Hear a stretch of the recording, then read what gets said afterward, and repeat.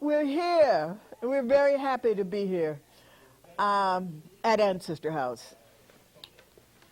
Well, you know, you don't know what goes on before we come on the air, and sometimes there's an emergency, which happened today. So we had to go through some extras in order to get on the air on time. It may have been a little bit late, but I'm so pleased to be here with you again.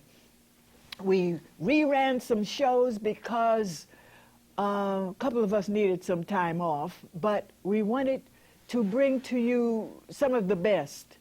Dr. Justice was on last week. And I have to say that she has inspired not only people who work with me, but others, other young people who needed to see that sister, to see a person who worked. You know, she had certain gifts, but she went to school. She didn't waste her life. She started early in school. And then, although things happened in her personal life which were difficult, she went on. She went through it. She stretched. And in life, that's something we have to do. And I'm going to tell you a little bit about it later. But today is going to be a put-together show. Our guest, unfortunately, had problems, and at the last minute, we had to throw some things together. So I said, I'm going to take this time, this opportunity, to talk about my life's work and how I have used it to the best of my ability to bring something better to my life and to the life of our people. My father always said, do better for yourself. Not just you, do better for you and yours and the world. And that's what I've tried to do as an artist. So I'm going to pour libation, and then we're going to come back and I'm going to walk you through some of the work that I have done as a writer, as a performance artist, and try and relate it to our situation today, where our children are. Oh, that hurts me so much when I see the condition of many of our children. And where our families are, because, well, we're going to go to the bridge. Then when we come back, I'm going to pour libation. Then after libation, we're going to go to the images that I brought with me today. So Nat, if you're ready to go on to the bridge, take us to the bridge, announcing where is this? This is Ancestor House. We'll be back in just a minute.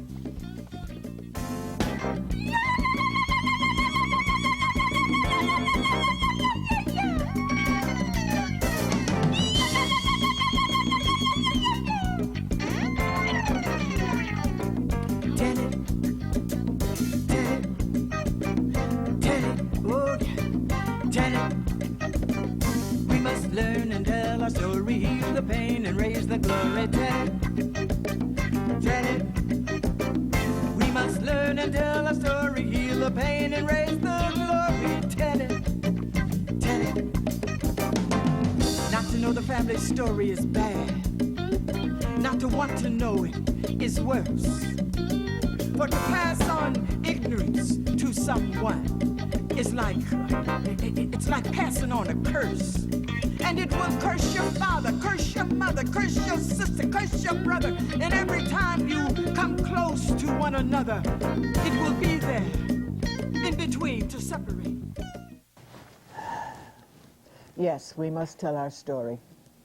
That's our power. Look around you. You see groups of people, organized people who tell every time you see them, they're telling something about their history, their story, what they're doing, and all of that. Why? Because it is power. It enriches you. It empowers the people who know who they are, and then tell everybody who they are. So we here at Ancestor House, that's what we do, and we started with always by pouring a little short libation. Now, libation has to do with power again. The power of my spirit, which comes to you on my words, and it's fire, because it's energy that comes from the heart. The words go into the air. What does air do? It revives you. Okay. Then you use the water. What does water do? We can't live with that. Stay close. Do not show anything else, please? Nat, would you come back close in on me? Thank you, thank you, thank you so much. I'm going to raise this up when I pour it. So we're using water, and then in this is supposed to be earth. And what does earth do? Earth grows things. So you have all of those powers working when you pour libation, and you must tell the truth, because it won't work if you embellish or if you say something that's not true. So first, we thank the Mighty One. We thank the power that made us all, that gave us our first dignity as the parents of humanity, and as the God people say, tra, omaniaba, tra. Let the spirit of our ancestors be with us today. Let it guide us, let it empower us, all of their wisdom coming out of us today, sharing with you at home. And you at home, call out the names of some of your ancestors or somebody who gave you something that made you stronger, that opened your spirit, that's made your mind become more investigative. So we thank the great Creator. We thank our ancestors, those strong people, those bad people, those people who loved us more than they loved themselves. They gave their lives and their fortunes for us. So we thank them. Great-Grandma Rebecca, I thank my mother, my father, all of my sisters and brothers, those who have gone on to the next level of life. And then I thank all of those people, yes, who have brought us this far. Some of them have passed on recently. And so we have to call out their names at home. Thank you. Then we have to acknowledge that there are those who do not want us to be our true selves, our full selves. And they work endlessly against us doing so. And I say, let their plotting and planning go back to them and not come to us. Because we are the mothers and fathers of humankind. Can't nothing change that. Accept it, walk with it, talk with it. You know what I'm saying? When you dance, dance like you're the mama of the world. And you are. You're the father of the world. And you are. And talk to your family. I thank the great Creator for giving us life, for sustaining our lives, for making us the mother and father of humankind. We thank you. And we will live up to that gift. Ashe, yao, yao, yao, yao. Thank you. Now, since our guest didn't make it today, you see arrayed all around me a lovely setting. I must tell you, I came in late, rushing, not feeling very well, and because I have such a tremendous crew here, they put this together. Look at it. Let's look. See? Now, what is it? And why did I bring it here today? Woo! Every day we get up and we hear the news, what's going on in the world. We walk the streets and we see a person of my age. We see our young people and many of our elders acting in ways that we never did before, with great disrespect for one another, for not even being aware of how we feel. We're just doing our thing. Last week, like 40 some odd people were shot, young people, shot in Chicago. That's my hometown. I think maybe 4 or 5 of them died. The others were just shot. When I was there before, it was 60 some odd people were shot. Young people. Here in New York and across this country, our young people are killing each other. Why is that? This is something new. Because I'm an artist in the tradition, I have to be aware and accountable to my community. That's my job. So if I write a poem, it has to be something that inspires, something that helps, something that brings love, it brings some new information. That's what has to happen.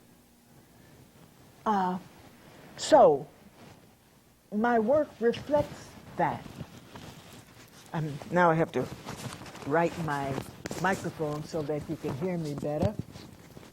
I hope that's better. I have these beads on and they conflict with them once in a while. I think that's better. Is that better? Okay. So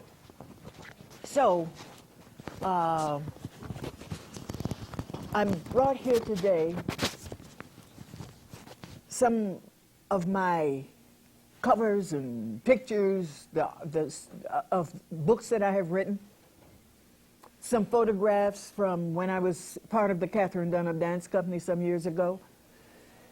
And I'll talk to you about each one of them if I can get through it, if I have the time, because this is a sort of a short version since I had to put it in place. Where shall I start? One of the focuses of my writing had to do with, I started with the hair, because for some reason, namely the name of the reason is racism, and the experience we have come through as people, where our image has been degraded and laughed at and made something that we shouldn't like, where many of our men now have been convinced that they should go bald-headed, again erasing the African part of them that is obvious. And sometimes when you look at a brother or a sister, mainly brothers with their hair cut off, you don't know, is he African or is he Asian or what? It's like we are disappearing in front of each other, in plain view.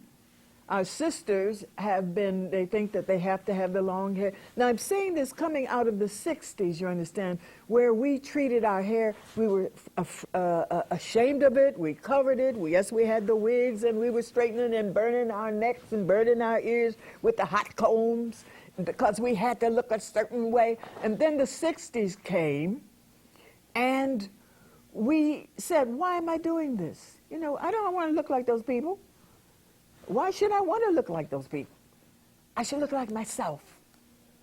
And we went through, I mean, you know, people were fired from their jobs because they came in one day with a fro, or they came in with cornrows. And then there was a glorious time. But over time, when people want to get to you, they have different ways of getting to your brain and to your mind. And so now we think that if we are going to look good, we have to look like other people. We have to have the long straightened hair. Now I'm saying in Africa, our people wore their hair in different ways. They didn't have extensions, but they put things on their hair which made it long. So if you wear your hair, keeping in mind something traditional, the way you wear it, then that is fine. But if you wear it because you want to look like white folk, then that is something else. It's out of yourself. It's not you. And also, our music now doesn't even speak to our culture. It speaks to somebody else's culture. Who buys most of the music where we call each other dogs and hoes and bitches and niggas and all of that? Most of that music actually is bought by white youth. You hear what I'm saying? It's not even all of it. Most of it is not bought by our children. It's bought by white youth in order to make them have a feeling of badness. I'm bad, I'm in there, I'm in all of this stuff. Just like when our jazz musicians, some of them would be involved in smoking weed. Some of the white musicians said, oh, if I'm going to play well, I got to smoke weed. So they would get high and get stoned on weed, trying to get the gifts that we have. And then many of our young people died. Some of our greatest musicians died early because they had gone through that drug thing and it had destroyed their bodies. So we have to, as much as we can, hold on to the wisdom and the strength of our culture. What did the FBI do some years ago during the movement when they had one brother called Othello who was a spy for the FBI? And he joined a lot of our cultural organizations. And he would report on what he heard, on what he saw, on what we were doing. And so the brother Othello couldn't stand it anymore. He felt like a traitor. What did he do? he began to tell what he was doing for the FBI. And one day, his handler took him through the offices of the FBI building in Washington. And as they were walking down the hall, the brother looked and he saw a whole section, and he said, "What are they doing over there?" All men going into files and typing and doing everything. And his handler told him, "That's black culture they're studying." The brother said, "What? Why are you studying black culture?" FBI said, "Well, you know, if you know a people's culture, you can use it against them. This is on record. Gil Nobles Like It Is has a tape. I have a tape of it at home where the brother was saying, this is what he told me. If you know people's culture, you can use it against them. What is our culture? Part of our culture is music. We love music. We can do music. We are great artists in that area. So what do? If you want to control the people, you get control of their music, you get control of their dance, you get control of their language, and you twist it. And so we are saying things now that we never said before. We're degrading one another with our language that we never did before. We're dressing in ways that we would now. In Africa, sometimes people don't have very much clothing on because it's so hot. And they danced, but it was with a certain kind of relationship. It wasn't crude, vulgar, I'm going to do this, I'm going to bust you, I'm going to do... You know, it's not that. Our culture has been turned around, so it's destructive to us. Well, adults, we know better because we saw it when it was helpful. In the 60s, our music, now, I mean, we got down, we threw down James Brown, you know, Sex Machine and all of that. That's good. But that's not what I'm talking about. He never, in his work, never degraded with his language. He never called in his music somebody a hoe or a bitch or a dog. Never. That's not our culture. It's somebody else's culture that's been imposed upon us. And there was a documentary about how someone who was in the world of hip hop, for some reason, let's guess what it was, went to the world of pornography, and hired one of their directors to come into the world of hip-hop and began directing their videos. So he brought his women with him, and then it became a thing about tits and asses. All of that was brought into hip-hop. We didn't do that at the beginning of hip-hop. It was not there. So it was intentionally introduced and as part of our genius of our young people who created hip-hop was then perverted into something that's now all you do is call each other names and talk about what I'm wearing, what I'm buying. That was not us. And we adults who sit back and listen to it need to get up and do something about it. That's the next generation. We brought our people this far. The last generation brought our people this far. And now an intervention has occurred so that the goodness that we brought coming out of the civil rights movement with music that was inspiring and uplifting has been changed, and now it's degrading. You at home, grown-ups, know better, and we're not doing it. We're saying, well, they're young people, they do this. You were young, but did you say that when you were young? Did you say those kind of things about women and about men? Did you display your body the way? There was something on the Facebook the other day, 2 pictures. One of Queen Latifah when she was Queen Latifah, when she had her crown, and she was talking about being dignified and all of that. Next to her was a picture of little Kim, all spread out, showing everything. And they said within 15 years, we've gone from this to that. Kim is in hip hop too, but you know, I hate to even bring them together. So at any rate, I, as a Jali in the tradition of our homeland, as one who uses culture to inform, to inspire, I said, let me bring some of evidence here just to show you, the kind of things the depth that we need to go through. First, they're loving pictures. I went to our hair, I went to cornrows because I was tired of seeing our women cover up and hide our hair. Our hair is coiled. Stop using that word kinky. It has a negative connotation. Our hair is coiled, and that's fine. I need to give more attention to mine. I need to have somebody with me always to do it because I get busy and don't pay enough attention. But I wrote a book called Cornrows. And within 6 months of its publication, it was sold out.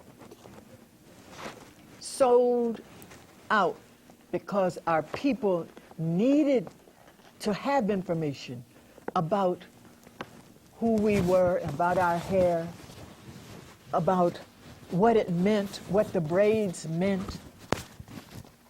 And so it was published in 1979. Yesterday I received a letter from the publisher saying that they were not going to publish it anymore because it wasn't selling well enough. It's a classic. Other people have classics that go on forever because they realize the importance of the work. And so we have to, as a people, begin to treat our artists and our work, and I'm not talking about me in particular, but all artists who give you something that's positive. We have to keep it. You know, we have great actors, and now there's some on Broadway doing European classics. Why aren't they there doing our classics? Where are our classics? It's a head thing. We have to really begin to appreciate ourselves in a different way. And so I wrote the book Cornrows, and now it's very pleasing to me when someone comes and says, I'm getting this for my granddaughter, because their mother purchased it for them, and they loved it and learned from it. They gave it to their daughter, and their daughter gave it to their daughter, so it's a generational love and wisdom that was passed down. I hope you can get it. They have it at the Schomburg Library. They have, I'll talk to you later about my CDs. They have them at Human Bookstore. But our hair is very important. We have to love our hair again. We have to appreciate the integrity of what the great Creator gave us. Gave us our hair, gave us our hips. Everybody's trying to get our booties now. You understand? They used to laugh at us about it. Now everybody wants a butt. Everybody running around trying to put stuff back there to make them look as ours look, having been given that great asset naturally. So enjoy what you are. Appreciate who you are, people, please. The hair we can start with. Cornrows, it had a social significance. It told, in Nigeria, I'm talking about right now in particular, it told if you were married, if you were single. It told if you'd gone through your first menses period for women. It told, what level of society you were on. It told a lot. And when you wore your hair that way, now people have T-shirts and stuff with stuff written all over it. We invented that years ago, but it was on our bodies. Some of it was on marks that we had on our faces, and that was rough, but it proved that you were strong. Also, some of those cuts had to do with inoculation, because they didn't have what we have here and all that medicine and all that research and stuff, but they had learned centuries before, if they incise something they cut here, they would have particular herbs that they would rub in it, which would then heal and cause your body to become stronger. So that came from a long, long, long time ago. Now, hair again. Enjoy your hair, people. Enjoy your hair. Cornrows, it's still, if I have copies of it.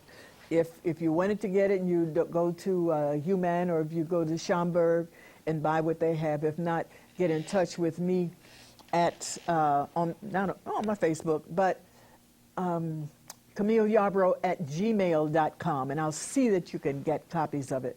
Camille Yarbrough at gmail.com. You can get all my books and everything. So that's cornrows. But if you can, I don't know if the cameras can go down here to see the relationship of the, when women, it's not just for women, by the way. Men had all kinds of elaborate hair styles. And here you can see at the bottom, that's, I remember when Mama was doing my hair, and we would discuss things as I'm sitting down there between her knees. And you see what I'm talking about? That's back and forth. That's mother-daughter. Now, many of our people go to the beauty parlor and get their hair braided. But that's another distance that comes in. We shouldn't do that. We need to, you know, it's nice to go to the beauty parlor, but you need mother-child time together also. So let's try that again. Let's do it again with Mama and the child and getting the hair braided and talking about growing up. I remember, what did I ask my Mama? Where do babies come from? The room got silent. What? Why is this child, it must have been about 7, talking about where the babies come from. But that was our time together to talk. We're losing too much of that because many times the kids got stuff in their ears and they're listening and popping and not talking. So cornrows has great value in that way. Then I wrote articles for Black Collegian magazine. Cornrows is spirit force. Understand that when our people were brought here, they were stripped naked. They were branded. Many times their hair was cut, but all kinds of culturally identifiable jewelry was taken off of them. One thing they couldn't take, though, was the hair.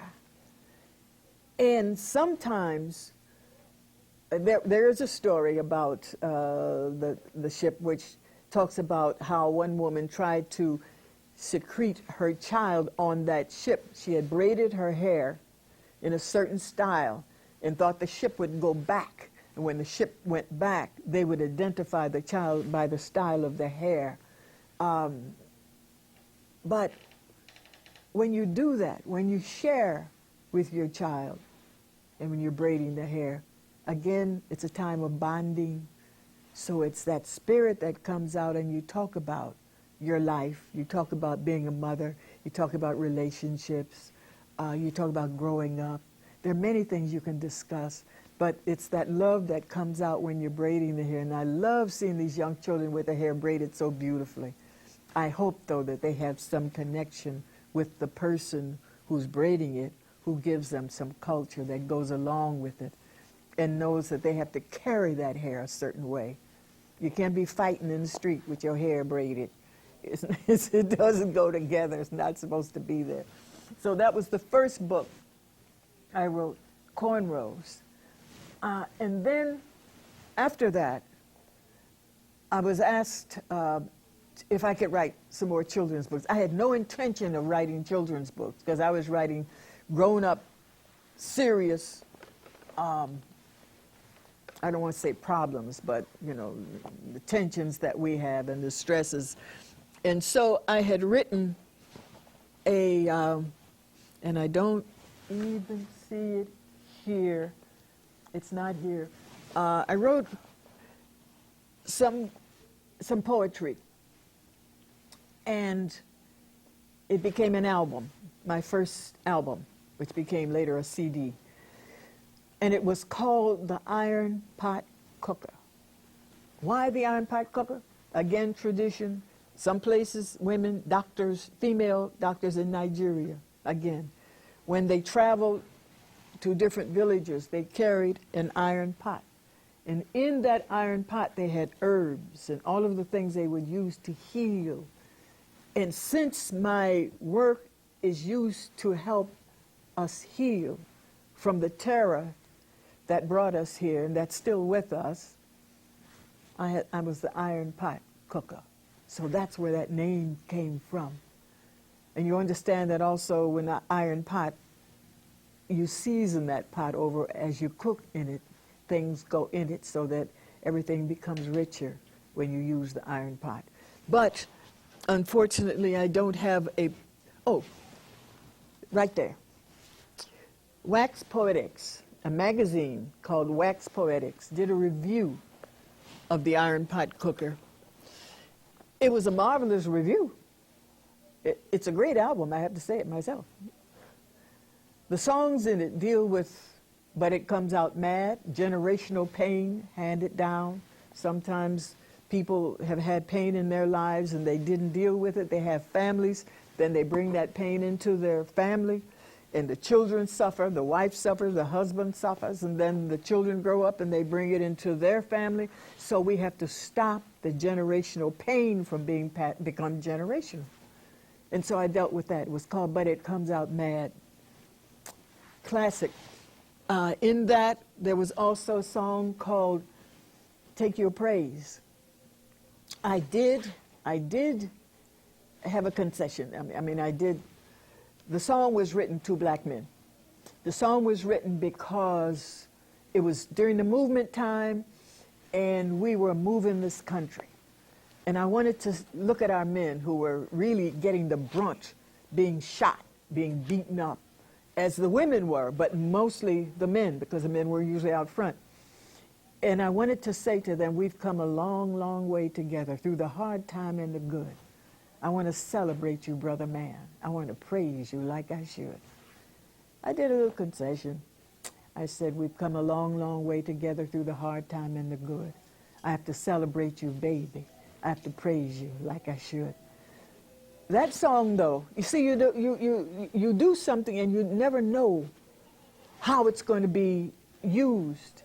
20 years later, that song, having been heard by a Englishman, one of those electronic musicians, sampled it, and it became a song called Praise You. And it became an international hit, huge. I said, thank you. All I could say was thank you. But, yes, it's been used in films, it's been used for commercials, but people call me, and brothers will say to me, because now I sing it with that brother man, not just baby. And it's about giving praise, and we have to give praise to each other, because we have come a long, long way together through the hard time and the good. So I want to celebrate my people. I want to praise you like I should. That's what the song is about, and that's on the Iron Pot Cooker. But I also deal with what? With imprisonment.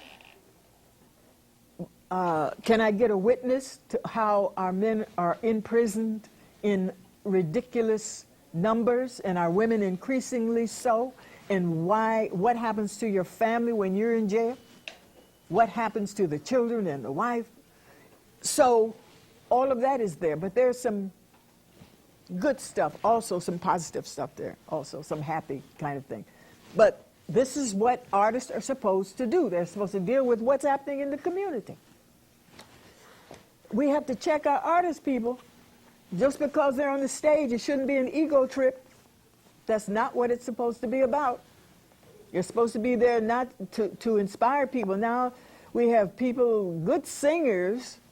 Why does Toni Braxton have to be involved in doing almost pornographic work? Even Usher up there simulating sex on the stage. What is this? Come on, people. That is not us. We have to change it. The artist has so much power. We're going to... Oh, this picture. Can you go over there, Winston? To the top photograph there. I had the great honor of being part of the Catherine Dunham Dance Company. That one right there, right at the top. The group picture? Yes, the group picture. Can you, oh, it's got a highlight on. You can't see it very well. There was a great artist, griot, called Catherine Dunham. You see, our culture was said to be no culture. The philosophy, the thoughts were that black people didn't have any culture, although European Americans were stealing it by the bucketful. But we didn't have any culture. Our dance was low class. Our music was devil music. Believe me, this is what we lived with growing up. And then people would come, like Catherine Dunham, would come and study our culture, then bring it back to us with its power, with its beauty, with its strength. That's what she did. She broke it down, then she brought it back to the community and put it on the stage with its dignity. There was no shuffling in Catherine Dunham's company. There was no asa and shaking the head. There was no, it just didn't happen. She wouldn't allow it. So she raised our culture up. I had the honor of being part of that company for 5 years and teaching her technique. So that's where an artist used their culture to lift our people. When they were traveling around the world in this country, when her family came to see her in concert, big concert hall, her family was not allowed to sit downstairs. They had put them up in the balcony. She said, no, we don't do a show until my family and my people come downstairs. And that kind of thing went on across the country. When I was with her country, we went to Las Vegas. This was in the 50s. Yep. We couldn't stay at the hotel, this big hotel where we were working.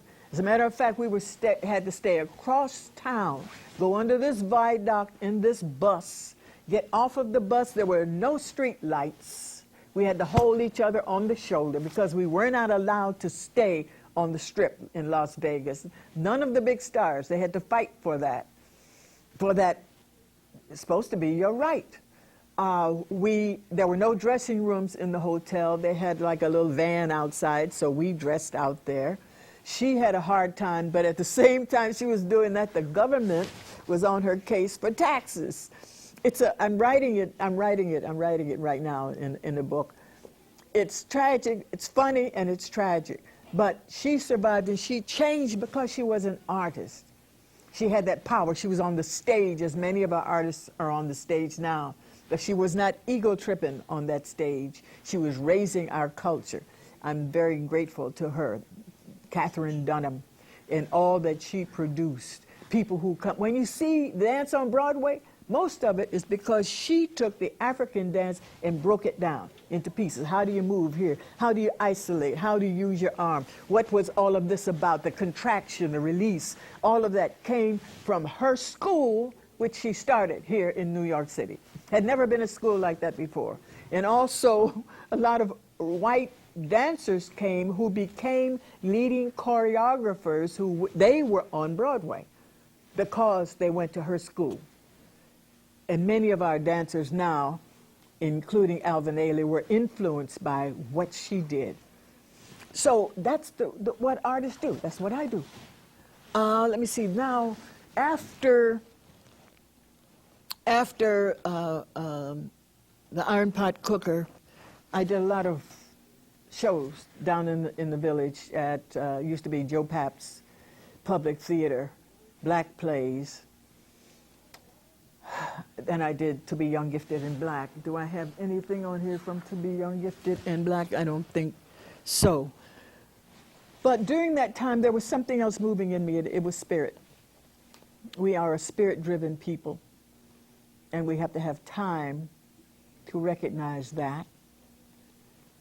Sometimes we get so busy in making a way and being influenced by this media, which dominates our lives, that we don't let the inner part of us come out, the spirit part come out. We survived because of the spirituality that we brought here from the motherland. That's how we survived those ships and the horrors of enslavement. And we have to recognize it. Some of our people do. All of those people who made a difference had that quality in them. And so after a while, that spirit began to speak more and more to me. And so my work began to reflect that. That's where I started pouring libation. But let me go again in Black Collegian magazine. That's where I wrote about our dance and what we brought here when we came stripped naked. Our gifts were inside. We didn't have anything on the outside, but our gifts were inside. And when you look at all of these dance shows today, most of what they're doing is African dance broken up and little pieces, but it's our culture, and we have to claim it. We have to say, yes, this is what we brought here. What Europeans brought here was the mazurk and other kinds of dancing, but it looked nothing like what's happened. Even the Irish, when they brought the jig here, it was limited in the amount of moves that they did. Their closeness to the African and the African observing them here changed what they do. Now you see them having big shows, the Irish jig and clog dancing and all of that. And then they always somehow put a little African man in there dancing around. We did so much of their dance and did it better that we were called what? Jigs. They used to call black people jigs because we danced so well. And they had a contest, and the dancers would be on the stage, and the judges would be under the stage listening to the taps of the tap dancers and judging. They didn't see them, supposedly. They just heard the rhythms, and they would judge. And it was always this brother whose name just jumped out of my head. At any rate, look around you. You need to say, yes, we brought this to this country. Claim it like other people claim it. Europeans claim opera. They claim a lot of ballet. But if you go back further enough, it all comes out of Africa. And that's the truth. Okay, so here you see me pouring libation. Libation is a form of oral literature, if you will. It covers everything. There's no subject that you don't get in libation, but it's always used to uplift our people. Here, the little tree growing in the shade has to do with our music again, because I had to let our young people know that they are part of a long line of genius people who created music here in America. We brought with us generations, centuries of music, technique, style, content, all of that. And although we had been stripped of everything, we created a new form of music here called spirituals. Negro spirituals, they called them. First new form of music created in America was our music that we were called Negro spirituals. All the musical forms have been influenced by that music, whether it be blues, jazz, rag, hip hop, whatever. Europeans came over here and studied it, took it back home to their countries. Take what's yours. Claim what's yours. Don't let people right now, you see all kinds of things going on. We have always been the teachers, and we have to claim that. On this side, let me go to the Shimmy Shine Queens. For a while I was working for Jazzmobile, which is a company here which has to do with the supporting the art form called jazz. And I was hired to go into the schools, public schools, and work with young people, bringing them drama. It was actually storytelling. I was so shocked when I went into the schools. First, they were so noisy. The children, the decibel level was terribly high. The children were screaming and hollering and running and kicking and fighting and doing Bruce Lee's movements. And the first day I came in, there was a little boy being chased almost by a teacher, and he turned around, called her the B word, hit her hand. And I'm saying, what? This is school?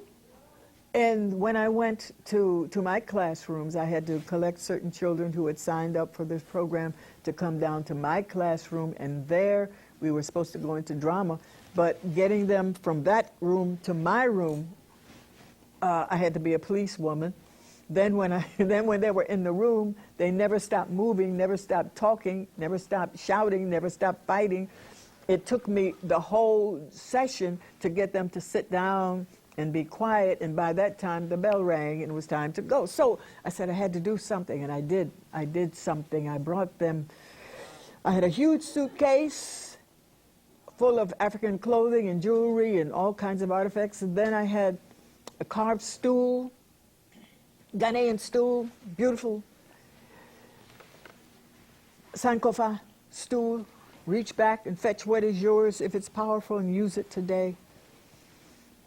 And the day I brought that in and I brought them down to the room and they ran in and I thought, oh God, they're going to tear up the clothing.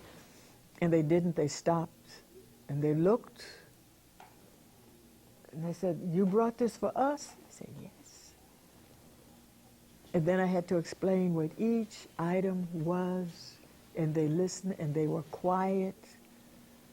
They changed because they said, this is what African, this is what we do? Yes.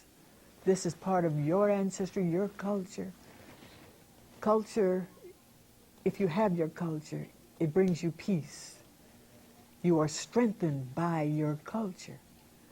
And so this is what I did in the Shimmershine Queens. And it had to do with the family. The mother and father had separated. What happens to the children? How do they feel when there's divorce in the family? Little Angie had to go through that because she loved her father, but her father was gone. And her best friend, Michelle, helped her. So it's about friendship. It's about bullying because they had to fight off the bullies in the class. So all of that is in the books, and how they survived, how they were victorious over all of that. So children have gotten this book, and some of them, they hold it, they take it to bed with them. They won't let it go because it deals with who they are. And this is what we have to do. Our young people need us. They need guidance. We cannot sit back looking at television, going to the movies, going to parties, going on cruises, whole big ships, cruise ships, taking us out while our prisons are filling up. The vote is being taken away from us.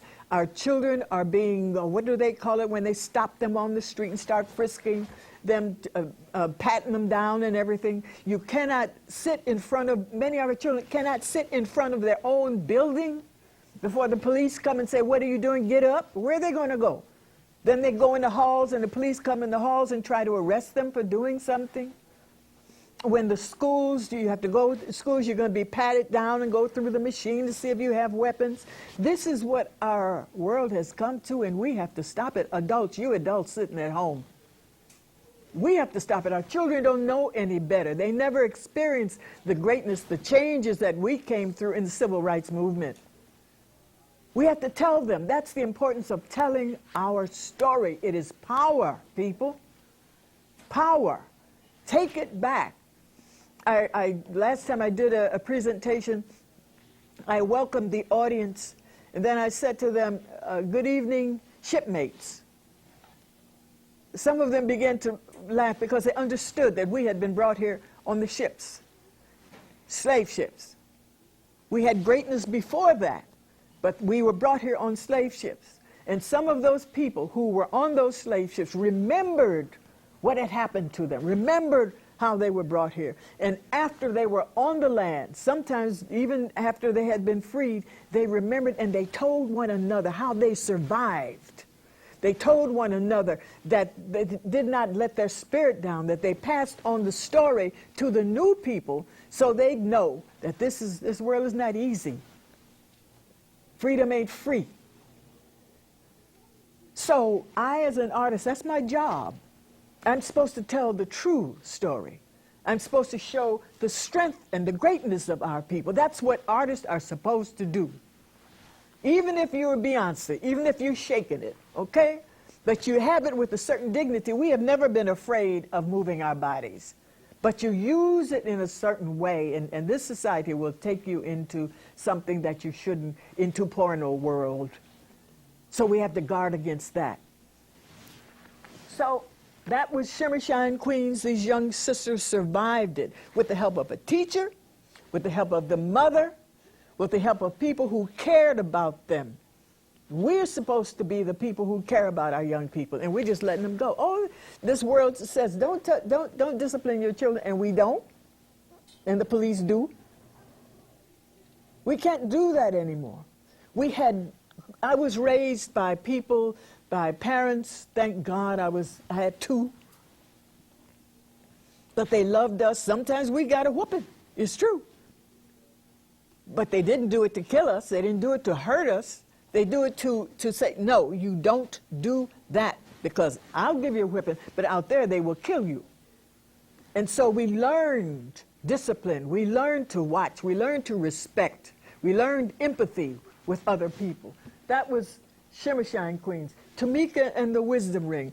People passing on wisdom to their children, because it's hard when you are impacted by this community.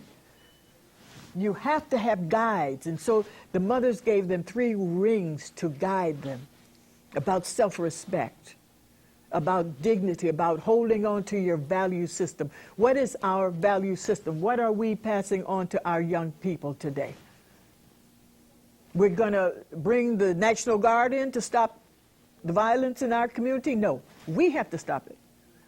When crack was introduced to our families, to our people, and it caused a destruction that we had never seen before, some of our families were just broken apart and they never recovered. Grandmothers had to come and raise children, raise their grandchildren. There were groups of grandmothers across the country, all across the country. They had to come together to save us. And they were tired, and many of our children never got the guidance that we had. So now you grown-ups, we have to do it again. Harriet Tubman, when asked, what are you going to do now, Harriet, after she had brought people up out of enslavement? What are you going to do, Harriet? She said, I'm going to do it again. Well, we had a civil rights movement. We have to do it again. We have to do it again, people. Our families are suffering too much. And it's not just here, it's international. The rights that Adam Clayton Powell, he had 68 laws that he had forced through, if you will, to be accepted by this country in Washington. Now the Tea Party and all those other people are bit by bit taking them back, trying to take them back. They don't want us to vote, so they're creating all kinds of constructions to stop us from registering. I'm saying this, people, because we are in some danger, a lot of danger, and we have to do it now. We have to change our world, but it has to happen with the family. Stop stop drinking so much, stop eating so much. Yes, I'm saying I'm critical, because we have to change our behavior. This world has changed. There was a time when they said, oh, yes, we treated them badly, so now we have to treat them better. They don't care no more. They know that if we are free, we are the best. And we have to know that. And we have to treat our young people differently and let them know that they belong to us and that we love them and that what we say to them is to help them. And then we have to treat each other better, because we have some wounds. I thank you for being here at Ancestor House today. You know this show is not supposed to be, but my guest, Professor James Small, who also has so much information to share with us, he could not make it. And so we put this together to bring you information about how I, as an artist, have been driven by spirit to work for our people, for our family. Thank you for greeting me in the street. And I hope that, and let me mention Canaan Baptist Church the other day. I was going by and they had flyers which said that they were having a conference about the violence in our young people. And I went inside. The place was full, mainly with elders. Young people should have been there too. But I thank Canaan for doing that. I applaud them for doing that. We have to have more of that. And it can't just be a meeting. We need action. Thank you for being here. I don't know how much time I have. Winston, how much time I have? 1 minute? Okay, thank you. I want to thank my crew here at MNN for putting this all together at the last minute. I want to thank David and Nat and Ella and Winston. This is the first time we've been together for about a whole month. And I want to applaud them and MNN for having programs where you can speak truth. Speak truth. We are the power, and we are the power speaking truth to those who want the power. What did Frederick Douglass say? Power concedes nothing without struggle. So we struggling. You struggle too. I'll see you the next time. Also, Human Bookstore. If you want this kind of information, you can get my CDs at Human Bookstore. You can get them at Shakulu's Record Store, which is on 8th Avenue between 126 and 127. Shakulu needs to be supported. He's a Zulu man, big Zulu man who's been in our community for a long time, bringing truth and goodness and light. So I thank you, and I'll see you next week with more of Family Story, the African story, the power story, and you need to tell it at home. Thank you.